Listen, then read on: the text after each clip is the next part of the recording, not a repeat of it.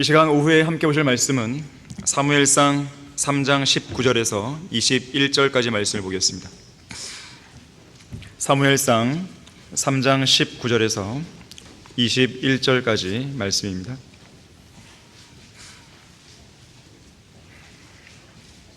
자, 19절에서 사무엘이 성장하니 주께서 그와 함께 계셔서 그분의 말씀들이 하나도 땅에 떨어지지 않게 하시더라. 단에서부터 브엘세바에 이르는 모든 이스라엘은 사무엘이 주의 선지자로 세워짐을 알더라. 주께서 실로에 다시 나타나셨으니 이는 주께서 실로에서 사무엘에게 주의 말씀으로 자신을 나타내셨습니다. 자, 말씀을 위해 다 같이 기도하겠습니다.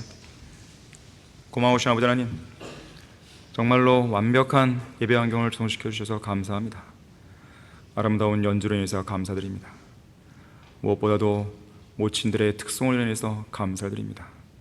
우리 교회에 계신 모친들과 부친들 늘 영육 간에 강건할 수 있도록 역사해 주십시오. 이 시간 제가 말씀을 선포할 때 제 안에 충만히 거해 주시고 듣는 성도들의 마음도 주님의 영으로 충만하게 채워주셔서 무언가 하나라도 깨닫고 도전받고 또 마음과 생각에 변화가 일어날 수 있도록 역사해 주십시오. 하나님의 말씀에 사로잡히는 역사가 이 시간 일어날 수 있도록 도와주십시오. 주 예수 그리스도 이름으로 기도했습니다. 아멘. 주의 선지자 사무엘, 주의 선지자 사무엘이라는 제목으로 설교하겠습니다. 본문 20절에서 읽었듯이 사무엘은 선지자였습니다. 주님 편에 서서 주의 말씀만을 전하는 주의 선지자였어요. 이 주의 선지자라는 말 자체가 주님의 편에 서 있다는 거예요. 하나님의 편에 서 있으니까 주의 선지자죠. 하나님의 편에 서서 사역하는 선지자를 의미하는 표현입니다. 다시 말하자면 주의 선지자는 그가 활동하던 시대에 하나님의 편에 굳게 서서 당대의 율법과 그분의 말씀을 멸시하고 거부하고 온전히 지키지 않는 사회 전반적인 시류와 흐름을 거슬러서 주의 말씀에 따른 올바른 영적 관념과 도덕적인 관념을 지닌 사람들, 이들이 바로 주의 선지자입니다. 그렇기 때문에 세상 풍조에 휩쓸리지 않고 오직 하나님의 편에 서서 진리의 성경을 들고 세상을 향해 포효하고 의로운 분노를 표출하며 세상과 세상 사람들의 죄를 강력하게 책망하는 것이죠. 그러다 보니 항상 사람들에게 미움을 받았습니다. 비난을 받았어요. 증오와 박해를 받았어요. 온갖 고난을 겪어야 했습니다. 하지만 주의 선지자들은 그런 고난 속에서도 절대로 타협하지 않았습니다. 그래서 주의 선지자는 군인으로 보면 평범한 군인이 아니에요. 러크만 목사님의 말에 따르면 특수부대 요원 정도 된다. 어떤 불의와도 타협하지 않는 용맹성, 죽음도 불사하는 강단과 결의에 찬 각오, 어떤 거친 것도 이겨나갈 수 있는 강한 신념을 가진 용사 중에 용사였던 것이죠. 주의 선지자는 어떤 상황에서도 하나님과 주님의 말씀 편에 서 있어야 합니다. 주님의 선지자 엘리야는 칼멜산에 모인 이스라엘 백성에게 이렇게 물었어요. 너희가 얼마나 더 두 의견 사이에서 지체하려느냐 그랬어요. 언제까지 바알과 하나님 사이에서 왔다 갔다 하면서 그렇게 살 거냐라고 책망한 거예요. 그러면서 하는 말이 주님이 하나님이시면 주님을 따르고 바알이 하나님이면 바알을 따르라고 말했어요. 덥든지 차든지 하라는 거죠. 여호수아 5장 13절에서는 너는 우리 편이냐 우리의 대적 편이냐 이렇게 물었어요. 여호수아도 마지막 고별사에서 백성들에게 이렇게 말합니다. 우리 다 같이 여호수아 24장 14절 15절을 보겠습니다. 여호수아 24장 14절 15절에서 그러므로 이제 주를 두려워하고 성실과 진리로 그분을 섬기라. 너희 조상들이 하수 저편과 이집트에 섬겼던 신들을 버리고 너희는 주를 섬기라. 만일 주를 섬기는 것이 너희에게 악하게 보이거든 하수 건너편에서 너희 조상이 섬기던 신들이거나 너희가 거하는 땅에 아모리인의 신들이든 간에 너희가 섬길 자를 오늘날 너희가 택하라. 그러나 나와 내 집은 주를 섬기리라 하니. 자, 지금 여호수아는 자신의 결단을 보여주고 있습니다. 자기 자신은 주님을 두려워하면서 성실과 진리로 주님을 섬길 것이라고 결의에 찬 입장을 표명한 거예요. 바꿔 말하면 하나님 편으로 나는 마음을 굳혔다 이거죠. 확고히 굳혔다고 단언하면서 백성들에게 가타부타 한쪽으로 마음을 확고히 정하라고 결단을 촉구하고 있는 것입니다. 주 하나님이시냐 아니면 이방신이냐, 하나님이냐 아니면 세상이냐, 하나님의 뜻에 따라 사는 인생이냐 아니면 세상에서 이루고자 하는 야망이냐, 성경적인 삶이냐 아니면 육신적이고 세상적인 삶이냐, 바르게 보존된 성경이냐 아니면 변개된 성경이냐, 정하라 이거죠. 영적 전쟁에는 중립지대가 없습니다. 회색지대가 없어요. 이것도 아니고 저것도 아니고 그런 입장은 없습니다. 하나님 편이든 마귀의 편이든 둘 중 하나예요. 사람들은 그런 이원론적인 구도를 싫어합니다. 뭔가 중간지대를 찾기를 원해요. 하지만 하나님의 말씀 안에서는 중간자적인 입장이 없어요. 하나님 편이면 하나님 편이고 마귀 편은 마귀 편인 거예요. 예수님은 마태복음 12장 30절에서 나와 함께하지 않는 자는 나를 반대하는 자라 그랬어요. 또 나와 함께 모으지 않는 자는 흩트린 자라 그랬습니다. 누가복음 16장 13절도 어떤 종도 두 주인을 섬길 수 없다고 그랬어요. 한쪽을 미워하고 다른 쪽을 사랑하든지 한쪽을 존중하고 다른 쪽을 경시하게 되든지 하는 것이죠. 더운 것도 아니고 차가운 것도 아니고 그런 건 없습니다. 말씀을 믿는 것도 아니고 믿지 않는 것도 아니고 열정이 있는 건지 없는 건지, 기도하는 것인지 안 하는 것인지, 성경대로 살겠다는 건지 안 하겠다는 것인지, 그런 모든 모호한 자세를 버리셔야 돼요. 모호한 자세를 취하는 순간 그 사람은 결국 부정적인 방향으로 가게 돼 있습니다. 하나님을 반대하는 방향으로 가게 돼 있어요. 주님 편에 서 있길 원한다면 확실하게 주님 편에 서 있어야 됩니다. 이것도 아니고 저것도 아닌 그런 두 마음을 품은 사람들이 되면 안 되는 것이에요. 이런 선택에 관한 우유부단한 자세를 취하게 되면 즉시로 마귀가 와서 그 사람의 마음을 채가는 것입니다. 러크만 목사님이 가장 존경했던 설교자 중에 한 사람, 토마스 탈마지는 이렇게 말했습니다. 이렇게 설교했어요. 자, 이제 편을 가릅시다. 편을 가르자는 거예요. 성경을 믿지 않고 성경에서 이것이 잘못되었네, 저것이 틀렸네 하는 당신들은 저쪽으로 옮겨가시오. 당신들은 마귀가 쥐어주는 총이나 들고 싸우시오. 오늘날 만연해 있는 잡종 신학자들과 이도 저도 아닌 목사들, 곧 이 성경을 믿는다고 하면서도 실제로는 믿지 않는 자들과 함께하느니 차라리 성경을 전혀 믿지 않는 불신자들의 공격을 상대하는 편이 훨씬 낫습니다. 나는 내가 들고 있는 이 킹제임스 성경이 완전한 성경이라고 나는 믿고 있어. 이 설교에 덧붙여서 럭커 목사님은 이렇게 말해요. 당신은 당신이 따르고 싶은 사람들을 따르라. 돈과 인기에 환장하고 성공이나 갈망하는 타락하고 배교한 근본주의자들과 보수주의자들을 따르려면 그들을 따라가라. 나는 킹제임스 성경을 믿었던 탈마지의 믿음을 따를 것이다. 여러분은 누구의 편입니까? 주님의 편입니까? 아니면 반대편입니까? 여러분은 지금 하나님과 주님의 말씀 편에 확고하게 서 계세요? 아니면 반대편에 서 있습니다? 여러분의 입장을 그 누구에게든지 담대하게 표명할 수 있어야 됩니다. 나는 성경대로 믿는 사람이라고, 나는 구원받은 그리스도인이라고, 나는 한글 킹제임스 성경을 최종 권위로 믿는 사람이라고, 한글 킹제임스 성경만이 하나님께서 우리에게 주신 바른 성경이라고 나는 믿는다고 얘기할 수 있어야 되는 것이에요. 주님의 편에 서 있는 주의 선지자가 되라. 첫 번째로요, 주의 선지자는 하나님의 말씀을 멸시하지 않습니다. 오히려 존중하죠. 하나님의 말씀을 멸시하지 않아요. 존중합니다. 자, 사무엘상 2장 30절 보십시오.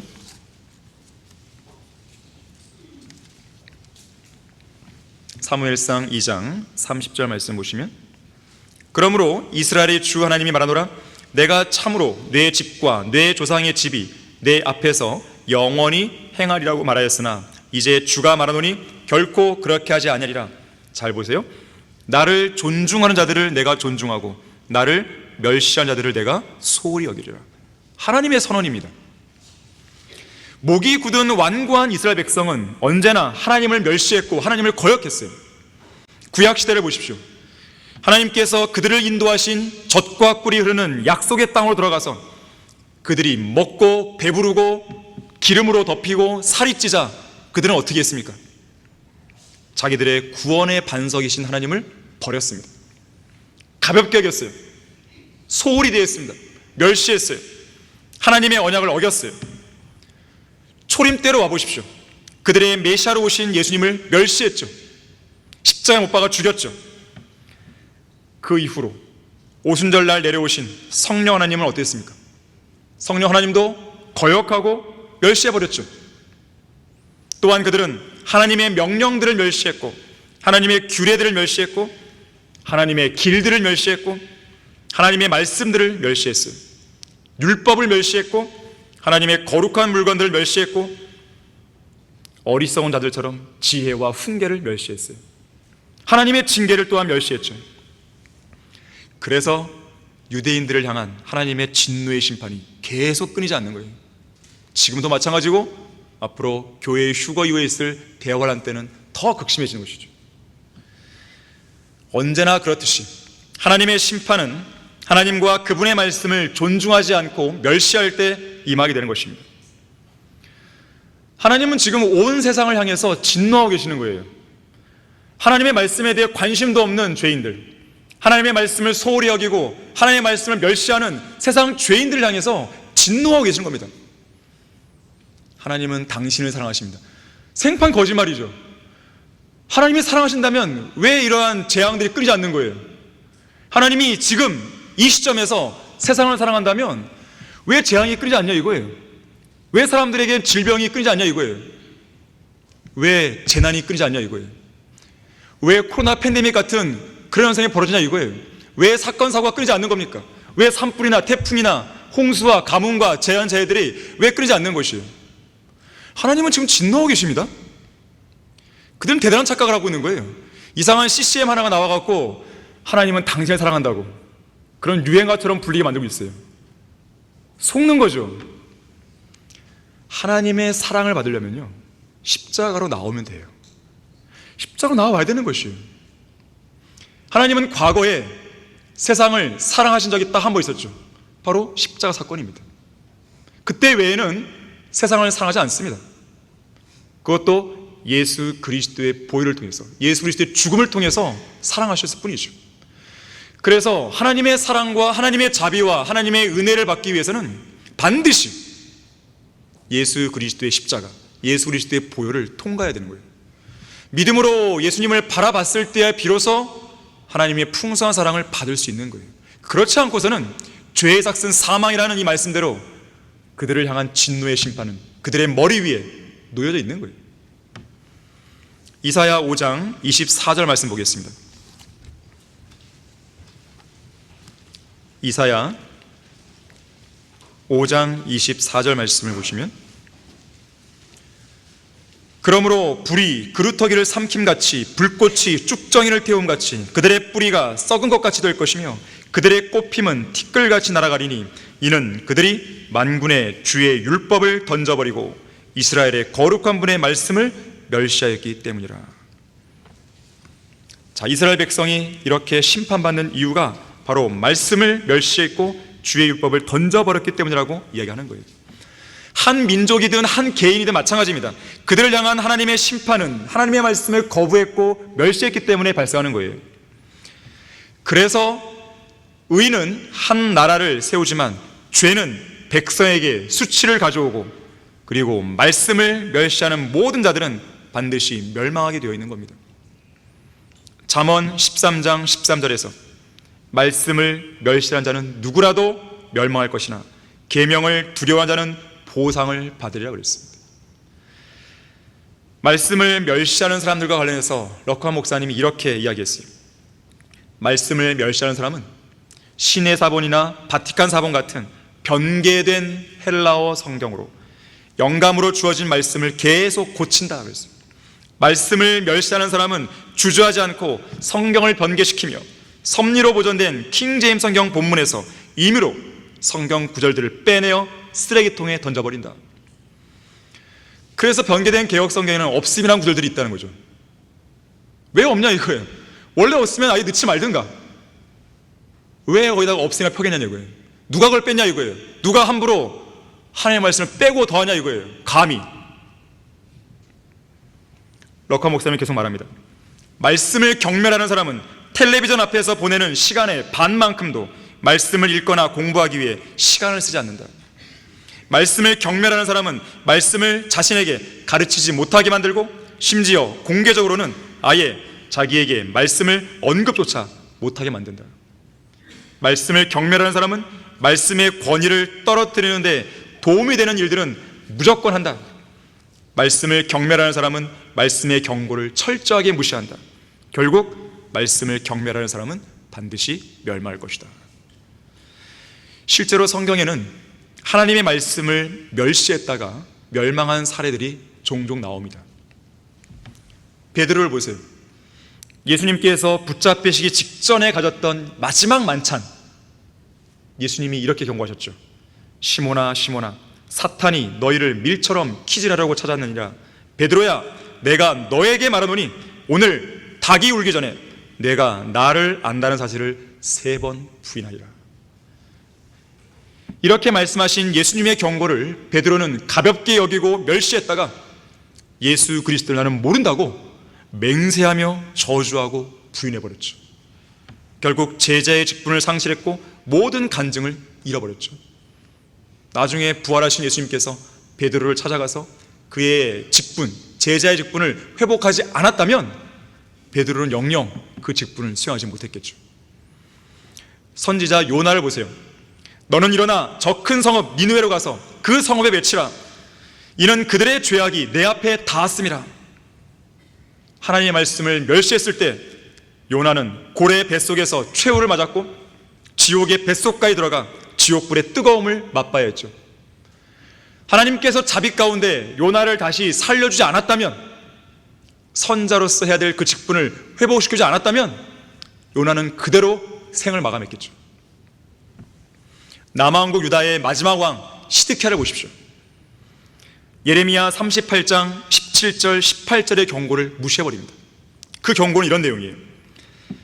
만군의 하나님, 이스라엘의 하나님, 주가 이같이 말하노라. 만일 뇌가 바빌론 왕의 고관들에게 의심 없이 나아가면 뇌 혼이 살겠고 이 성읍도 불로 살라지지 아니할 것이요 너와 내 집이 살 것이나, 만일 뇌가 바빌론 왕의 고관들에게로 나아가지 아니하면 그때는 이 성읍은 칼데아인들의 손에 주어져서 불사람이 될 것이며 너도 그들의 손에서 벗어나지 못하게 되리라. 이 경고를 시드키야가 무시했을 때 어떤 결과가 벌어졌습니까? 아들들이 살해당하는 장면을 자기 눈으로 봐야 했죠. 자기 자신도 눈이 뽑혔죠. 출애굽 당시 이집트 왕 파라오를 생각해 보세요. 주가 이같이 말하노라. 내 백성을 가게 하라. 그들이 나를 섬길 것이니라. 이 말씀을 멸시했을 때 하나님께서 보내신 10가지 재앙으로 이집트 전역이 쑥대밭이 되어버리죠. 결국 파라오 자신도 홍해 가운데에 빠져서 익사해버렸죠. 삼손을 보세요. 나실인으로서 지켜야 할 규례로 주신 말씀을 멸시했을 때 두 눈이 뽑혔고 적들의 노예가 되어 큰 맷돌을 돌려야 했죠. 사울 왕을 보십시오. 하나님의 말씀을 멸시했을 때 자신의 왕관과 보좌와 왕국을 잃어버렸죠. 하나님의 말씀을 멸시한 사람이 받게 될 대가는 엄청난 것입니다. 오늘날 수많은 죄인들은 주 예수 그리스도를 믿으라. 그리하면 너와 내 집안이 구원을 받으리라. 이 말씀을 멸시한 대가로 지옥의 영원한 불길로 던져지게 되죠. 누구든지 주의 이름을 부르는 구원을 받으리라. 이 말씀, 이 간단한 말씀, 이 한 구절을 멸시함으로써 영원한 지옥의 불길 가운데 떨어지는 것이죠. 성경을 모르는 민족은 망한 거예요. 성경을 잊어버린 민족도 망한 거예요. 성경을 거부하고 무시하는 민족도 망한 겁니다. 성경을 멸시한 민족은 반드시 망하는 것이죠. 지금도 그렇고 앞으로도 그럴 것이에요. 하지만 성경을 존중한 민족은 번성합니다. 예를 들면 많은 사례가 있지만 영국이 그랬어요. 1611년 필라델피아 교회 시대에 위대한 부흥을 낳은 영어 킹제임스 성경을 펴낸 영국, 19세기에 태양이 지지 않는 위대한 국가로서의 명성을 전 세계에 떨쳤죠. 당시의 영국 국왕은 빅토리아 여왕이었습니다. 그녀는 그리스도인이었어요. 심지어 정치인들과 정부 관료들에게 복음을 전파하고 성경을 배포하도록 만든 성경대로 믿는 통치자였습니다. 그녀는 차기 여왕으로 내정되었을 당시에 곧바로 주님 앞에 무릎을 꿇고 성경을 펼친 뒤 이렇게 기도합니다. 주 하나님, 제가 이제 곧 영국의 여왕이 되는데 여왕이 되면 하나님의 말씀대로 통치할 수 있게 해주십시오. 특히 빅토리아 여왕은 한 나라의 국왕으로서 만왕의 왕이신 예수 그리스도의 재림을 간절히 기다렸던 여인이었습니다. 오늘날 그 어떤 국가에도 예수 그리스도의 재림을 기다리는 대통령이나 통수권자가 있다는 말을 들어본 적이 없어요. 빅토리아 여왕은 18살의 나이에 보좌에 오릅니다. 그때가 1837년이었어요. 그때부터 1901년 82세의 나이에 주님 곁으로 갈 때까지 무려 64년 동안 영국을 통치합니다. 이 기간에 혁혁한 믿음의 사람들이 등장하는 거예요. 윌리엄 캐리, 데이비드 리빙스턴, 찰스 스펄전, 허드슨 테일러. 이상할 게 없죠. 이상할 게 없죠. 전혀. 여왕이 그렇게 믿음으로 통치하는 나라인데 이상할 게 없죠. 특히 5만 번 이상의 기도 응답을 받은 조지 뮬러도 이때 활동했습니다. 하지만 영국이 영어 킹제임스 성경을 버렸을 때 하나님도 그들을 버리신 거죠. 아끼지 않으신 것이죠. 그들과 가까이 하지 않으신 거죠. 자, 하나님의 말씀인 성경을 존중하고 사랑하고 지키는 그런 민족이 되어야 됩니다. 국민 대다수가 하나님의 말씀을 존중하고 사랑하는 사람들로 구성된 그러한 국가는 위대한 국가가 될 수 있는 거예요. 시편 119편 117절에서는 나를 붙드소서 그리하면 내가 안전할 것이요 또 내가 주의 규례들을 끊임없이 존중하리다 그랬습니다. 여러분은 하나님의 말씀을 어느 정도로 존중합니까? 방금 말씀드린 구절은 끊임없이 존중하는 거죠. 시편 71편 8절에서는요 종일토록 내 입에 가득할 정도로 존중한다는 거죠. 만약에 이것을 이제 음식으로 비유한다면 입에 계속 집어넣는 거죠. 계속. 말씀이 가득 차 있는 거예요. 그냥 가득 차 있다 보니까 나오는 말도 다 뭐예요? 말씀이죠. 그럴 정도로 존중하는 거죠. 이것도 빼놓을 수 없어요. 이것도 빼놓을 수 없어요. 여러분 맛있는 음식이 있으면 어떡합니까? 이것도 먹고 저것도 먹고. 요번에 우리 그 학생들이 부산 경치심리교회를 방문했는데 거기에 강태영 형제랑 누구죠? 조대 목사님 아들 경제 아주 비싼 뷔페를 사주는 비싼 뷔페 4만 원짜리 감사히 생각하고 있는데요. 애들이 아주 원 없이 먹었더래요. 이번에 프로그램도 좋지만 너무 먹는 것이 풍부해서 너무 좋았다고 그런 피드백도 있었더라고요. 자, 먹고 싶은 게 있으면 계속 집어넣고 싶죠. 배탈이 나든 말든 일단 먹고 봐야죠. 하나님의 말씀을 여러분이 그 정도로 존중하냐 이거예요. 정말로. 주님의 편에 서 있는 주의 선자가 되라. 두 번째로 주의 선지자는 하나님의 말씀을 진지하게 듣습니다. 진지하게. 정말 진지하게. 사무엘상 거기에 3장 9절 10절 보겠습니다.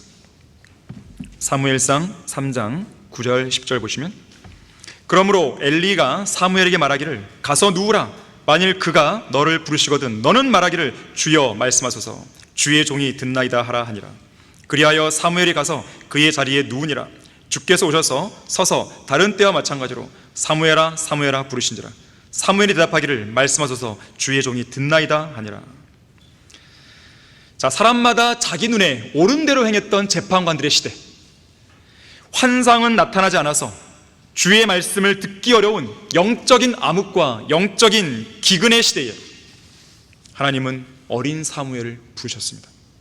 그리고 오랫동안 주어지지 않았던 주의 말씀을 사무엘에게 계시해 주시는 것이죠. 사무엘은 자기 앞에 서서 자신을 부르시는 하나님의 음성에 대답합니다. 말씀하소서, 주의 종이 듣나이다. 여기 써있죠. 네. 하지만 오늘날 현대 그리스도인들은 하나님의 말씀을 듣기 위해 그 말씀 앞에 좀처럼 가만히 앉아있지 못하죠. 잠시라도 시간을 내서 하나님의 말씀을 듣지 않습니다. 잠시라도 시간을 내서 그 말씀 앞에 집중하지도 않죠. 그들은 마치 사도 바울이 전한 복음을 거절한 펠릭스 같은 자들이에요. 펠릭스. 당시에 바울은 이 펠릭스 총독에게 의와 절제와 다가올 심판에 관해서 강력한 경고의 말씀을 줬어요. 그의 양심을 강하게 찌른 거죠. 실제로 펠릭스도 그 말씀을 들었을 때 두려움을 느낍니다. 근데 어떻게 했어요? 반응이? 이제 그만 가라 그러죠. 차분하게 앉아서 복음을 더 듣고 믿고 구원받을 수 있는 절호의 기회를 다음으로 연기해버린 거예요. 하지만 그의 인생에는 다음이 없어요. 성경 어디에도 펠릭스가 나중에 구원받았더라 이런 말씀 없습니다. 또한 이들은 빌라도 같은 자들이에요. 빌라도는 진리가 무엇이냐고 예수님께 물었으면서도 정작 진리이신 예수님 앞에서 진리에 관해 듣질 않았어요. 그냥 나가버리죠. 예수님께서는 아버지의 말씀은 진리라고 그랬어요. 하나님의 말씀이 없다면 진리도 없는 것입니다. 바른 성경이 없다면 진리도 없는 것이에요. 하나님께서 섭리로 보존하신 한글 킹제임 성경이 없다면 진리도 없는 것이에요. 저는 홍익대학교 정문에서 설교를 할 때에 거기 있는 젊은 대학생들 이야기합니다. 여러분들은 진리를 발견했냐고. 대학교는 진리의 상아탑이라 불리는데 여러분은 진리를 발견했냐고. 진리가 무엇이냐고. 진리는 예수 그리스도고 진리는 아버지의 말씀인데 진리는 여러분에게 영생을 줘야 된다고. 진리는 여러분을 영원히 살려야 된다고. 진리는 여러분의 모든 죄를 용서할 수 있어야 된다고. 여러분은 그렇게 됐냐고. 진리를 못 찾은 거죠, 그들은. 허울 좋게 진리의 상아탑이라 불리는 그런 학교에만 다니고 있을 뿐이지 정작 진리를 찾지 못했습니다. 진리를 찾지 못했다면 그건 불행한 인생입니다. 돈을 많이 벌고 명예를 얻고 좋은 직장에 들어가고 또 높은 직급까지 올라간다 할지라도 그게 무슨 소용이 있어요? 그 사람 삶이 죽는데. 죽은 이후에 자기가 어디로 가는지 확신하고 살아야 현명한 사람 아니겠어요? 이 땅에 80억 명의 인구가 살고 있는데 그 중에서 과연 몇 사람이 자기가 죽은 뒤에 어디로 가는지 확신하며 사는 사람이 몇 명 되겠습니까? 여기 있는 분들은 다 확신하고 있잖아요. 확신하고 있잖아요. 우리는 그것만 확신하는 게 아니죠. 이제껏 휴가 될 거죠. 그리스도의 심판서도 기대하고 있죠. 어린아이 혼인식, 재림, 천녀왕국, 이 땅에서 받을 유업들, 새 예루살렘. 우리는 성경을 통해 확신하고 있고 기다리고 있는 것이죠. 이런 것을 알아야, 이것을 소망하고 있어야 현명한 사람들 아니겠어요? 도대체 뭐가 현명한 거예요, 도대체? 저도 세상 직장을 14년은 다녀봤기 때문에 할 말이 있는 거예요. 할 말이 있는 것이죠. 세상 직장이 어떤 것인지 알기 때문에. 세상 직장에서 자신의 어떤 성취감과 야망을 위해서 뭔가 해본 경험이 있기 때문에 또 그것이 부질없는 짓임을 알기 때문에 할 말이 있는 것이죠. 아모스 8장 12절에서는요 오늘날 사람들이 진리를 찾기 위해서 바다에서 바다까지 저기 북쪽에서 동쪽까지 주의 말씀을 찾으려고 이리저리 달리고 있다고 그래요. 하지만 진리를 찾지 못한다고 말합니다. 영적인 기근이 너무 심한 거죠. 우리나라도 마찬가지예요. 바다에서 바다까지, 동해에서 서해까지, 서해에서 남해까지, 남해에서 다시 동해까지 부지런히 달려도 주의 말씀을 찾지 못해 방황하고 있습니다.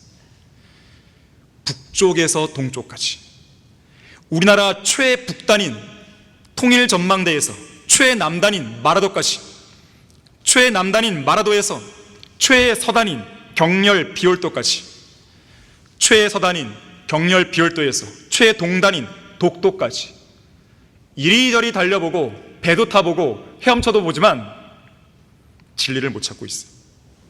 선지자 다니엘의 경고대로 말하고 있는 것인데, 마지막 때에는 많은 사람이 이리저리 달릴 것이고 지식이 증가한다 그랬어요.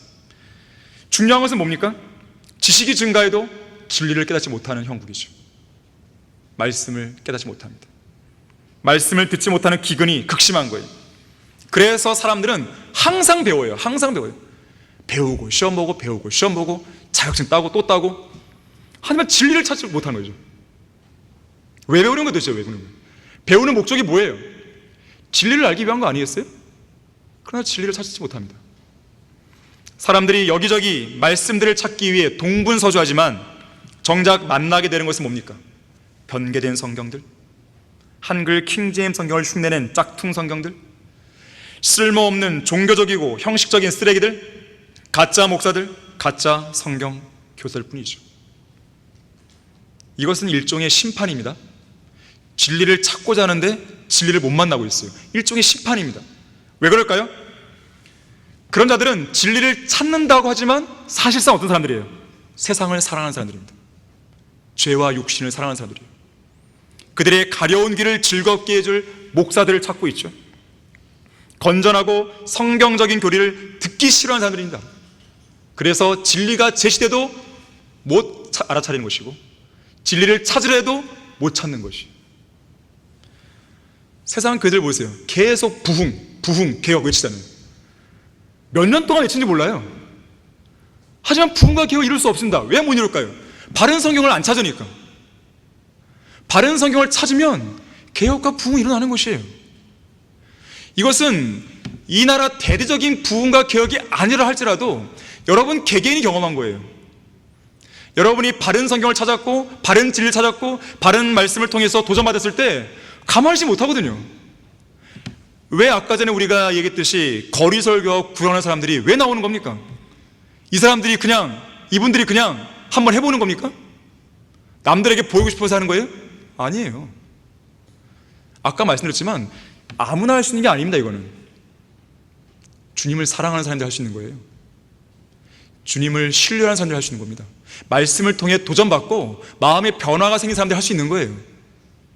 그냥 하는 게 아닙니다. 성령으로 충만하기 때문에 누군가에게 복음을 전하는 거예요. 우리가 복음을 전하면 사람들이 막 귀담아 듣나요? 안 그래요. 어서 오시라고, 이것도 먹으라고 이렇게 하시나요? 아닙니다. 듣기 싫어하죠. 됐다고, 그냥 가라고, 나 불교라고. 그래서 어쩌라는 거예요, 불교는. 그러한 모친들과 부친들을 만났어요. 여기 교동도에서. 자기는 불교라고.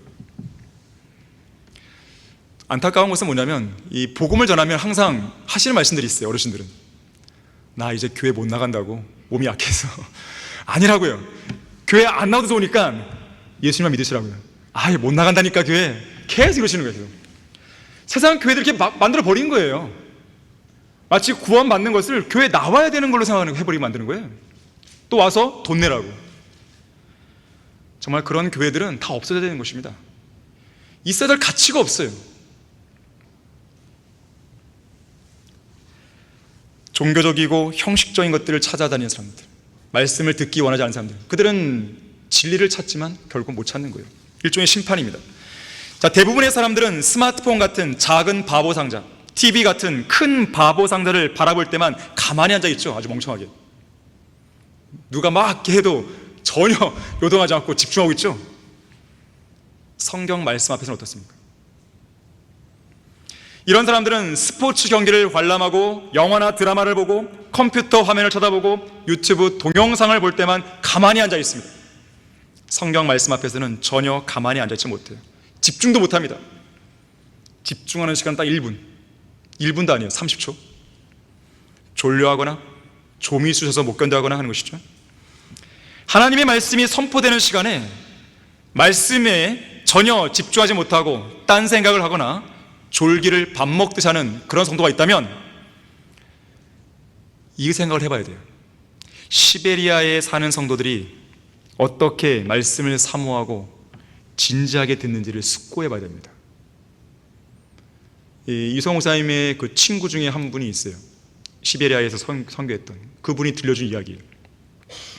시베리아에 사는 그리스도인들은 정부 당국의 감시를 피해서 몰래 예배를 드리기 위해 무릎까지 오는 눈밭을 한두 시간 이상 헤쳐가서 깊은 산속까지 들어갑니다.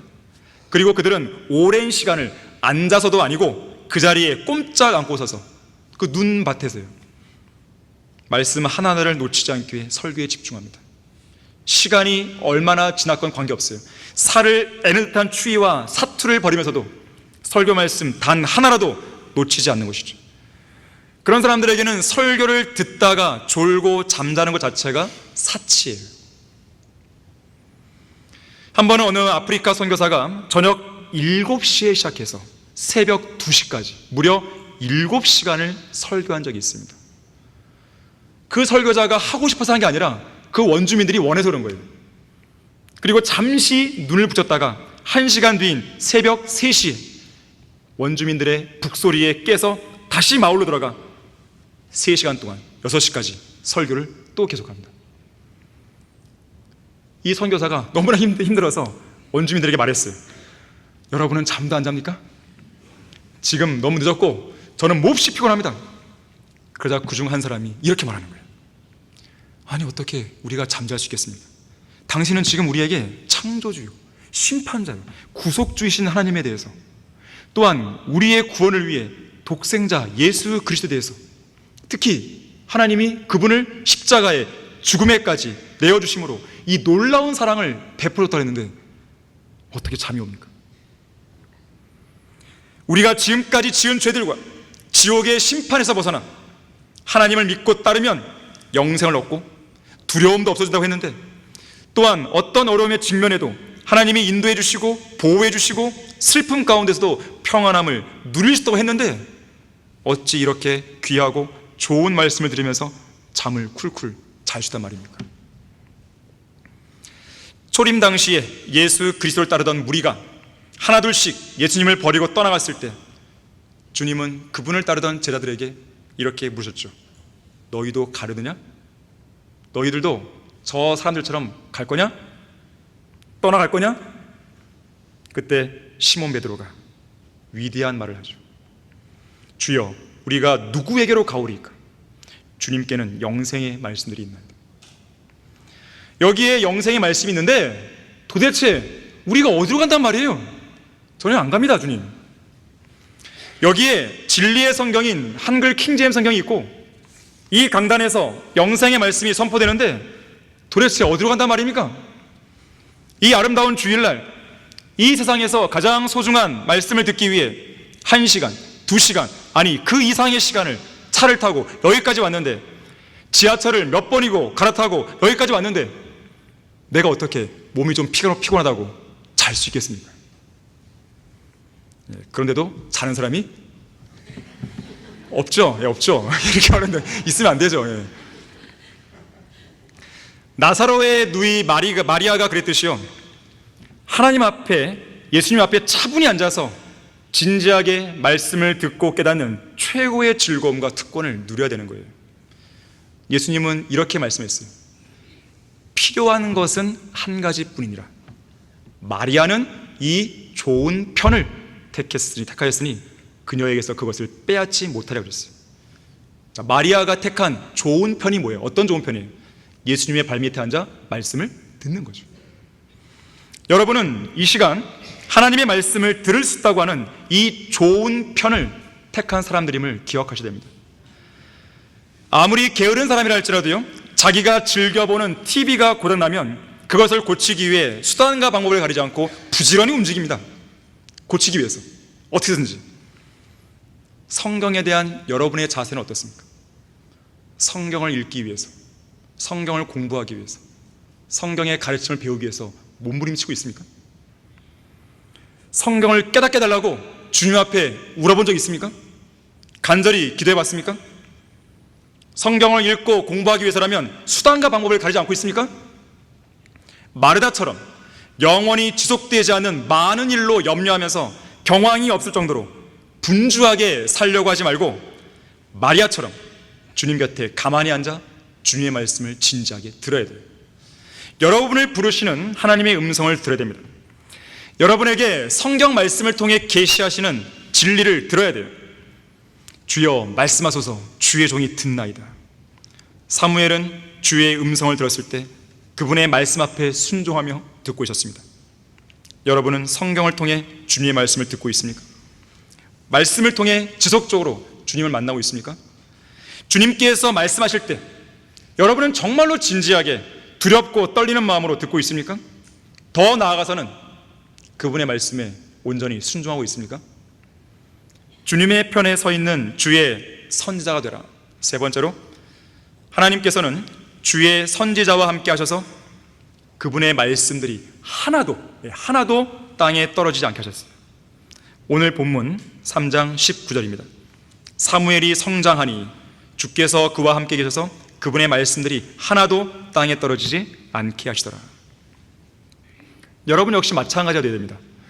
영적으로든지 육체적으로든지 성장해 나갈 때 그렇게 성장한 만큼, 성숙한 만큼 비례해서 주님이 여러분에게 약속하신 말씀들이 하나도 땅에 떨어지지 않는다는 그 경험을 할 수 있어야 되는 거예요. 아, 이 말씀은 진리가 맞네. 이 구절도 저 구절도 이 약속의 말씀도 저 말씀의 약속도 모두 사실이었어. 하나님의 말씀 그대로 되었단 말이야. 하나님의 말씀은 내가 믿은 그대로 모두 사실이었어. 사무엘과 함께 계신 하나님께서 그분의 말씀들이 하나도 땅에 떨어지지 않게 하셨다는 것은 주님께서 사무엘을 통해 하신 모든 말씀들이 다 이루어졌다는 뜻입니다. 그 열왕기하 10장 10절 한번 보십시오. 열왕기하 10장 10절 말씀 보시면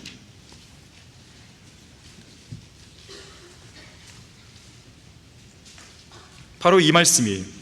주께서 아합의 집에 관하여 말씀하신 주의 말씀은 하나도 땅에 떨어지지 아니하리라는 것을 이제 알라. 이는 주께서 그의 종 엘리야를 통하여 말씀하신 것을 행하셨음이라 하더라. 주님께서는 친히 하신 말씀들을 반드시 행하십니다. 특히나 그분의 성도들을 위해 약속하신 말씀들을 반드시 이행하세요. 약속하신 말씀들 중 단 하나도 땅에 떨어지지 않습니다. 실수로라도 땅에 떨어뜨리시고는 그 약속들이 어디 갔더라? 그 말씀들이 어디 갔더라? 내가 그런 약속을 했던가? 이렇게 하시면서 땅바닥을 훑고 다니시지 않는 겁니다. 전능하신 하나님은 약속의 말씀들을 이행하시는 것에 있어서 늘 자신이 있으신 거죠. 하나님은 약속의 책인 성경을 통해 우리에게 수많은 약속을 하셨고 그 약속들을 반드시 지키고 계십니다. 성경은 그래서 약속의 책이에요. 하나님은 단 한 번도 이 책에 기록되어 있는 약속들을 기분에 따라 철회하시거나 무능력 때문에 못 지키신 경우가 없습니다. 신실하신 하나님은 과거에도 이 약속을 이행하셨고 지금도 이행하고 계시고 앞으로도 이행하실 것이에요. 하나님은 스스로 약속을 깨실 수 없습니다. 그분의 생명을 걸고 약속하신 말씀이에요. 그분의 생명은 영원한 생명이죠. 그 약속 역시 영원하겠죠. 하나님은 결코 죽으실 수 없는 분이기에 그분의 약속은 절대로 깨질 수 없고 영원히 변하지도 않습니다. 그래서 그 약속을 받은 우리가 해야 할 일이 있다면 그건 의심이 아니에요. 믿는 거죠. 전폭적인 신뢰죠. 과연 여러분은 얼마나 하나님의 약속을 믿고 있습니까? 하나님이 주신 약속을 얼마나 많이 알고 있고 또 얼마나 전폭적으로 신뢰하고 있습니까? 여러분이 가진 성경 여백에는 이 구절은 약속대로 되었음, 이 구절은 성취되었음, 이 본문 역시 변함없이 이루어졌음, 이러한 문구가 쓰여져 있어야 되는 것이죠. 여러분이 인생을 마지막으로 마감할 무렵에는 하나님께서는 모든 약속을 지키셨음, 이 문구가 여러분의 성경 여백의 마지막 기록으로 남겨야 되는 거예요. 하나님의 말씀을 전폭적으로 신뢰하는 주의 선지자는 하나님께서 주시는 어떤 명령이나 어떤 말씀에도 거역하거나 반역하지 않습니다. 그리스도인이 하나님의 말씀에 반역할 수 있을까요? 거역할 수 있을까요? 하지만 오늘날에는 거역하고 반역하는 사람들이 너무나 많은 거죠. 거기 에스겔 2장 8절 9절 보십시오. 에스겔 2장 8절 9절 보시면, 그러나 인자야, 너는 내가 내게 말한 말을 들으라. 너는 그 반역하는 집처럼, 이스라엘 가리키는 거죠. 내게 반역하지 말라. 내 입을 벌리고 내가 내게 주는 것을 먹으라. 내가 보았더니 보라, 한 손이 내게 뻗쳐졌는데 보라, 그 안에는 한 두루마리 책이 있더라. 자, 하나님께서는 반역하는 자들에게 주님의 말씀을 전파해야 할 그 사명을 맡은 선지자에게 뭐라고 경고하시냐면, 반역하는 사람들처럼 반역하지 말라 그랬어요. 분명히 그런 일은 있어서도 안 되고 또 말도 안 되는 일이지만, 오늘날 배교한 시대에는 그러한 설교자들을 많이 보게 되는 거예요.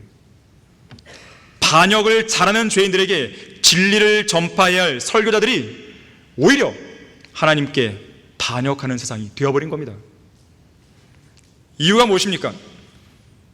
거기 나오지만 하나님의 말씀을 받아먹지 않았기 때문에 그래요.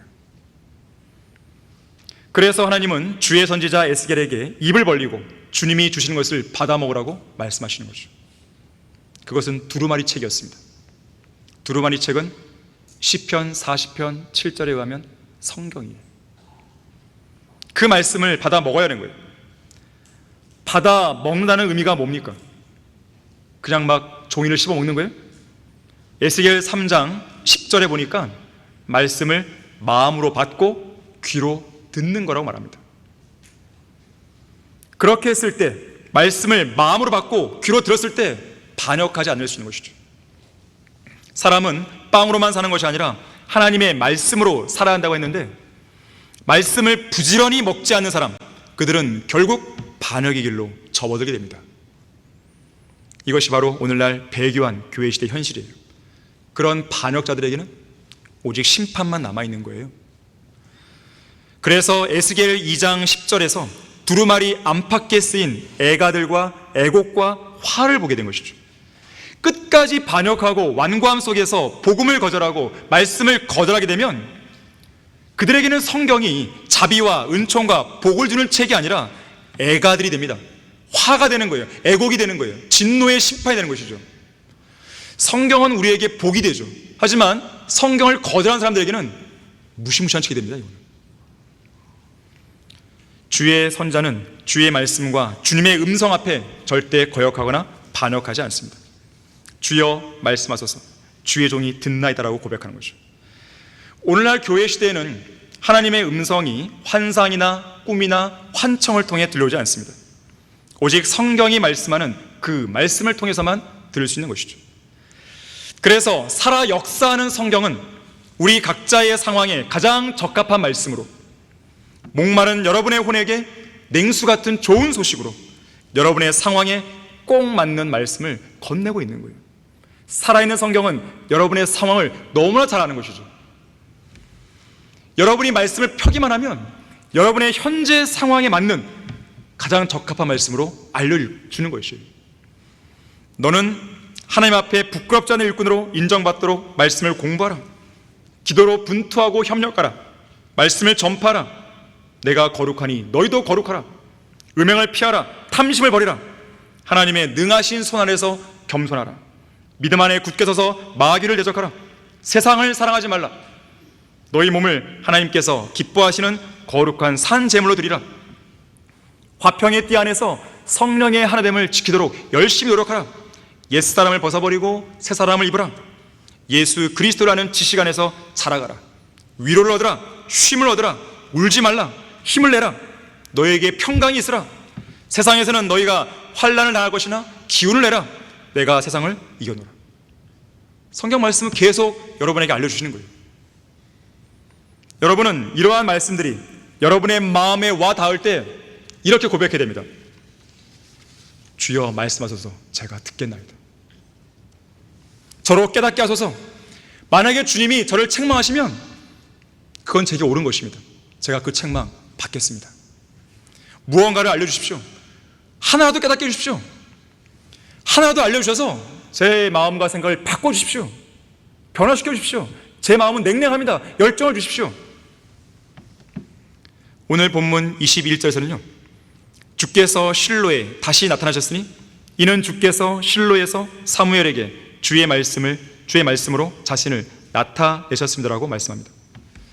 주님은 주님의 말씀을 통해 자신을 드러내십니다. 그래서 주님을 만나려면 주님의 말씀인 성경을 펼쳐야 되는 것이죠. 그리고 자신을 애워싸고 있는 모든 세상 일로부터 벗어나서 오직 주님과만 단둘이서 시간을 보내야 됩니다. 주님과만 함께 보낼 수 있는 조용한 장소를 찾아야 돼요. 그리고 주의 말씀을 통해 자신을 계시하시기 위해 서 계신 주님을 향해서 말씀하소서 주의 종이 듣나이다라고 고백하게 됩니다. 그러면 주님은 그분의 한없는 호의와 선하신 격려와 무한하신 사랑과 자비와 은혜와 평강을 우리의 영과 혼에 쏟아부어 주시는 거예요. 그러면서 이렇게 말씀하십니다. 나는 너와 함께 있단다. 너를 위해 기록한 이 말씀들이 하나도 땅에 떨어지지 않게 할 것이다. 시끄럽고 번잡한 세상이 너를 짓눌러서 한시도 편할 날이 없겠지만 이 세상이 다 끝날 때까지 나는 내 곁을 떠나지 않을 것이다. 진리의 말씀 속에서 나와 함께 이 험난한 인생을, 이 여정을 잘 마치자꾸나. 결론을 맺겠습니다. 여러분은 누구의 편입니까? 주님의 편입니까? 여러분은 지금 하나님과 주님의 말씀 편에 확고하게 서 있습니까? 아니면 그 반대편에 서 있습니까?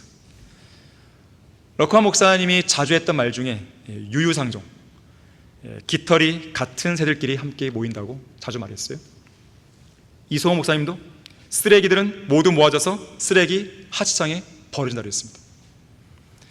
어떤 설교자가 이렇게 말했어요. 하나님 편에 서기 위해서는 거룩해야 합니다. 주님께서는 순결하시고 거룩하시며 악을 미워하시는 하나님이기 때문입니다. 하나님 편에 서려면 의의 편에 서 있어야 합니다. 주님은 의로우시며 어떠한 죄악과도 관련이 없기 때문입니다. 하나님 편에 서기 위해서는 하나님이 어떤 분인지 제대로 알아야 합니다. 그래야 주님의 도우심을 제대로 받을 수 있기 때문입니다. 그런가 하면 하나님의 반대편은 죄와 반역과 악의 편입니다. 주님의 반대편은 사탄과 마귀의 편이며 어둠과 무지의 편입니다. 주님의 반대편은 비참하게 저주를 받게 됩니다. 주님을 대적한 자들은 하나님의 진노를 받게 됩니다. 주님의 반대편은 결국 죽음이나 지옥과 같은 편입니다. 하나님의 말씀인 성경 없이는 빛도 없습니다. 말씀이신 예수 그리스도 없이는 빛도 없습니다. 빛이신 예수 그리스도 없이는 진리도 없고 생명도 없어요. 발의 등불이요 길의 빛이 되시는 성경 없이는 진리도 없고 생명도 없어요. 러커 목사님은 이렇게 말합니다. 하나님께서 나의 뒤에 빛을 비춰주시기에 나는 그분이 내게 이루어 주신 것이 무엇인지 깨달을 수 있었다. 나의 앞에서도 빛을 비추시기에 내가 지금 어디로 가고 있는지 환하게 볼 수 있다. 또한 내 주위에 빛을 주시기에 나는 사람들 앞에서 내가 소유하고 있는 빛이 비치게 할 수 있었고, 내 위에서도 빛을 비춰주기에 내가 손안에 들고 있는 이 성경을 올바르게 읽고 깨달을 수 있었다. 주님 편에 서십시오. 그러면 주님께서도 여러분의 편에 서 계실 겁니다. 주님 편에 서 있십시오. 그러면 주님도 여러분 편에 서셔서 여러분을 위해 싸울 것입니다. 주님 편에 견고하게 서 있으십시오. 그러면 주님께서도 여러분의 마음속에 밀려드는 모든 두려움과 혼란과 어두움을 몰아낼 것입니다. 주님께서 여러분의 연약해진 마음에 힘을 주시고 적극적으로 여러분을 도우실 것이에요. 여러분을 공격하는 원수들을 물리쳐 줄 것입니다. 하나님과 주님의 말씀 편에 굳게 서서 주의 선지자와 같은 그런 성경적인 믿음과 자세를 항상 견지하며 사는 여러분이 되기를 바라겠습니다. 자, 기도하겠습니다. 아버지 하나님, 저희들에게 바른 성경인 한글 킹제임스 성경을 주시고 진리의 말씀을 저희들에게 일깨우셔서 감사드립니다. 우리는 이 말씀 안에 있기에 주님의 도우심을 받고 안전하게 거할 수 있습니다. 이 말씀으로 우리는 살길 원하고 이 말씀으로 또 우리는 죽기를 원합니다. 이 말씀이 우리의 믿음과 실행의 최종권이 되어서 주님께서 오시는 그날까지 우리의 생을 인도해 줄 거라 우리는 확신합니다. 이 말씀으로 언제나 힘을 얻고 위로를 얻고 격려를 얻고 능력을 얻을 수 있도록 도와주십시오. 주님께서 우리에게 무엇을 말씀하시든지 우리 마음속에 늘 새기길 원하며 또 그 말씀으로 살아가길 원합니다. 이 자리에 앉아있는 모든 성도들 주님께서 복 주시고 이 진리의 말씀으로 모든 죄와 악과 위험으로부터 성도들을 지켜주십시오.